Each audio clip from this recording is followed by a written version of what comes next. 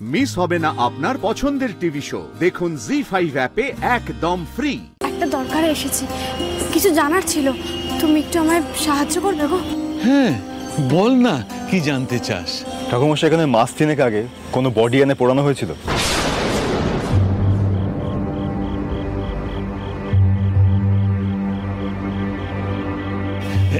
এক বছর আগে এখানে নতুন শ্মশান হয়ে গেছে। এই শ্মশানে আর কেউ আসে না বাবা। পুরোহিত দাদু, উনি আমার স্বামী, কলকাতা থেকে এসেছি, খুব দরকারে এসছি গো। তুমি সাহায্য না করলে বড় বিপদে পড়ে যাব, তাই উনি যা জিজ্ঞেস করছেন একটু বলো না গো, দয়া করে বলো। দেখো, তুমি তো এক্ষুনি বললে যে আমি তোমার জীবন দিয়েছি, তাই এই জীবন দায়নি তোমার কাছে কিছু চাইছে, তুমি তাকে ফিরিয়ে দেবে বলো? মাস 3 আগে হবে, কয়েকজন লোক একটা মৃতদেহ এনে নিজেরাই ঘি কাঠ জড়ো করে পুড়িয়ে দিল। আমাকেও মন্তর পড়তে ডাকেনি, আমিও আর যেচে আসিনি। আপনি মৃতদেহ দেখেননি? মানে কাকে পোড়ানো হচ্ছে কি, মানে আপনি সেটা দেখতেও আসেননি? না। আর পুলিশে খবর দেননি? না। কেন একটা বেওয়ারিশ লাশ আপনার চোখের সামনে পুড়িয়ে দিচ্ছে, আপনি সবকিছু জেনেও পুলিশে কিছু বললেন না, খবর দিলেন না? কেন দিলেন না? দেখো বাবা, লোকটা না খুব মুস্কো মতো ছিল, গুন্ডা মতো, ওকে পুড়িয়ে দিয়েছে। তা ভালোই হয়েছে। সমাজের ভালো বই খারাপ হয়নি, এর মধ্যে আর পুলিশ ডেকে কি লাভ বলো? পুরোহিত দাদু, তুমি তো এক্ষুনি বললে যে কাকে পোড়ানো হয়েছে মৃত ব্যক্তিকে তুমি দেখোনি, মানে তুমি অনেক দূর থেকে দেখেছো কে পুড়ছে, কাকে পোড়ানো হচ্ছে অতটা বুঝতেও পারোনি। আর এখন যে বললে যে গুন্ডা মতো ছিল, মুস্কো মতন, কি করে বুঝলে? দেখো মা, বুড়ো হয়েছি তো, কি বলতে কি বলে ফেলেছি। আমি বাড়ি যাই, তুই আয় না। দাদু, তুমি আমার থেকে কি লুকোচ্ছ বলো তো? এই দেখো, কি লুকোচ্ছি? কিচ্ছু লুকোচ্ছি না, আমি বাড়ি যাই।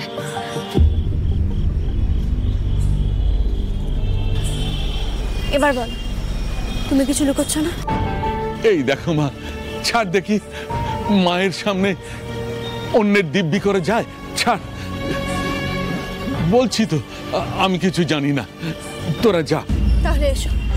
দেখ মা, ছাড়, পড়ে যাবো মা। যে মায়ের পুজো করো তুমি দিন রাত, সেই মায়ের পায়ে ছুঁয়ে বলো, কোনো কিছু লুকোবে না, কোনো মিথ্যা কথা বলবে না। যে লাশটাকে পোড়ানো হয়েছিল তার সম্পর্কে তুমি কি জানো, সত্যিটা বলো। সেদিন কাকে পোড়ানো হয়েছিল বলো দাদু? আমি জানি তুমি যেটা দেখেছিলে সেটা হয়তো অস্বাভাবিক ছিল, তোমাকে হয়তো ওরা ভয় দেখিয়েছে, কিন্তু ভয় পেও না দাদু, একদম ভয় পেও না। আমি তোমাকে বলছি, তোমার কোনো ক্ষতি হবে না। আমাকে একটু সাহায্য করো দাদু, অনেক বিপদে পড়ে আমি এখানে এসেছি, এইটুকু সাহায্য করো আমার। সত্যিটা বলো দাদু, সত্যিটা বলো। আমাকে কি বিপদে ফেললি মা? আমি সেই মেয়েটার কাছে অনেক ঋণী, আমি তোর সামনে কি করে মিথ্যে বলি মা?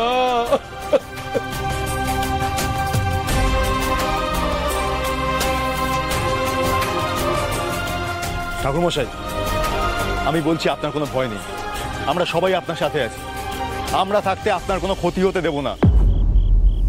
হ্যাঁ দাদু, ভয় পেও না।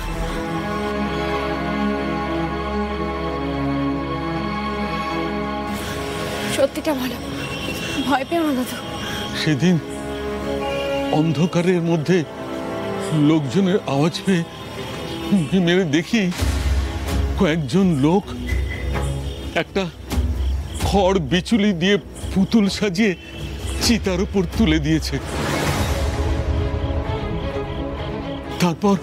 তারপর মশাল দিয়ে সেটাকে জ্বালিয়ে দিল।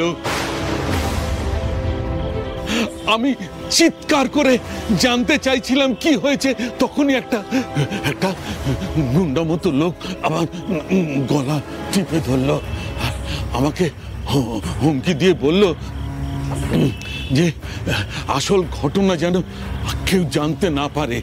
কালকে অমাবস্যায় এলাকা থেকে লোকজন আসবে শ্মশানকালী পুজো দিতে। আমি যেন রটিয়ে দিই দীপক সোরেন মরে গেছে, তাকে গোপনে এখানে দাহ করা হয়েছে। আর সত্যি কথা যদি কাউকে বলি তাহলে ওরা তো আমাকে আস্ত রাখবেই না, আমার পরিবারকেও ওই রকম পুড়িয়ে ফেলবে।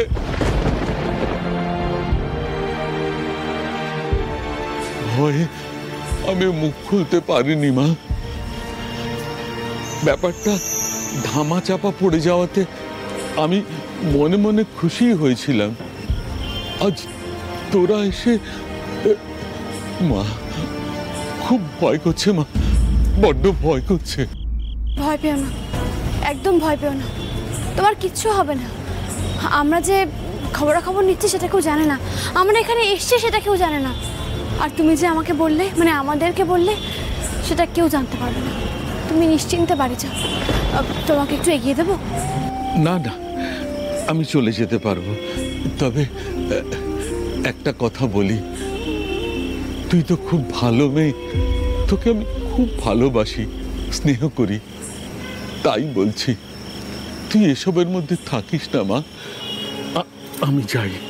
ঠাকুমশাই, এটা আমার কার্ড, এখানে আমার ফোন নাম্বার লেখা আছে, এটা রাখুন। আপনি যখন যে সময় বিপদ বুঝবেন সঙ্গে সঙ্গে আমাকে ফোন করে জানাবেন। আচ্ছা ঠিক আছে, সাবধানে থাকবে। আসেন।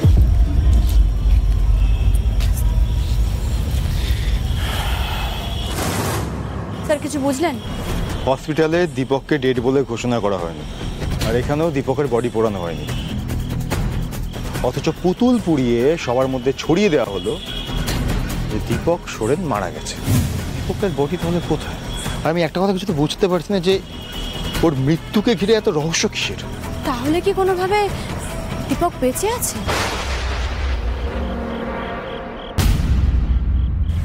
আচ্ছা অরুদা, তোমার এখানকার সোর্সের থেকে তো আমরা না হয় অলোক সোরেনের খোঁজটা পেলাম। এটা বুঝলাম যে দাদার খুনের প্রতিশোধ নেওয়ার জন্য অলোক সোরেন হতে পারে মন্দারের একমাত্র শত্রু। অলোক সোরেন কোথায় আছে সেই খোঁজ তো তোমার সোর্স দিতে পারলো না, তাহলে এর থেকে বেটার ছিল না অনিকেতার শ্যামলীর খোঁজটা করা? না তুমি তো ইমপেশেন্ট কেন বলো তো? আচ্ছা তোমার কি মনে হয় গোটা অঞ্চলে আমার একটাই সোর্স? আরে আরো একটা জায়গা থেকে ইনফরমেশন পেয়েছি, আগে সেখানে গিয়ে দেখি অলোক সোরেন আছে কিনা। আর যদি একবার অলোক সোরেনকে পেয়ে যাই তাহলে ওকে জানিয়ে দেবো যে মন্দার জোড়া বাড়িতে রয়েছে, আর ওকে সাহায্য করছে কে? ওই অনিকেত আর শ্যামলী, যারা ওর হাতের কাছেই আছে। আর অলোক সোরেন ইচ্ছে করলে ওদেরকে, কিন্তু অরুদা অনিকেত নয়। সরি, অনিকেত কেন হতে যাবে? শ্যামলী। তাতে ইচ্ছে করলে ওরা শ্যামলীকে শেষ করে দিতে পারে, বুঝতে পেরেছো? আর প্লিজ তুমি আমার কানের মাথা খেও না, গাড়িটা ভালো করে চালাও প্লিজ, আর কোনো কথা বলো না প্লিজ।